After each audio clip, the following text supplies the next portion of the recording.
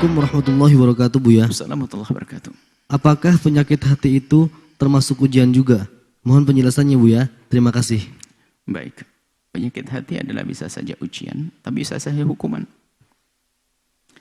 Allah menjadikan seorang hamba itu tiba-tiba tidak senang dengan kebaikan, itu hukuman. Hukuman halus, para ahli tasawuf mengatakan itu hukuman. Kalau tiba-tiba Allah menitipkan benci ke hati kita kepada orang-orang baik, maka itu hukuman. Sebab benci itu kan kesiksa kita. Kan kita harus duduk dengan orang baik, guru dan sebagainya. Sementara tiba-tiba Allah titipkan kebencian di hatinya, kan dihukum dia, biar tersiksa terus. Bisa saja hukuman. Ujian bisa dikatakan ujian. Atau dikatakan hukuman, nggak terlalu beda. Kesimpulannya adalah harus dia berusaha untuk melawan itu semuanya. Artinya apa? Jika diuji oleh Allah atau dihukum dengan kedengkian, memahami hukuman itu kadang nggak begitu paham tentang kedengkian. Orang dengki kepada seseorang, itu hukuman itu. Hukuman atau ujian? Ya ujian juga. Hukumannya bagaimana? Tersiksa ngelihat tetangganya bangun rumah sakit hati, rumah sakit hati, sakit. Kasihan betul tuh manusia. Atau ujian buat saya untuk merangi Hasan. Saya akan bantu dia tetanggaku sukses, akan aku doakan setiap saat agar menjadi terangkat pahala kita.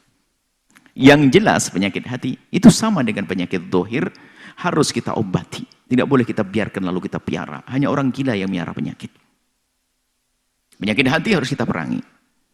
Agar menjadi tidak penyakit lagi. Kalau kita benci pada seorang, kita perangi. Bagaimana berubah menjadi cinta. Kalau sudah berubah menjadi cinta, kan mungkin. Kan alangkah banyaknya orang yang kemarin bermusuhan, sekarang bersahabat dan menjadi saling mencintai. Ada. Sayyidina Umar dengan Sayyidina Nabi adalah, Sayyidina Umar sangat membenci Nabi. Pada akhirnya diganti dengan cinta, bisa kok. Mungkin sekali.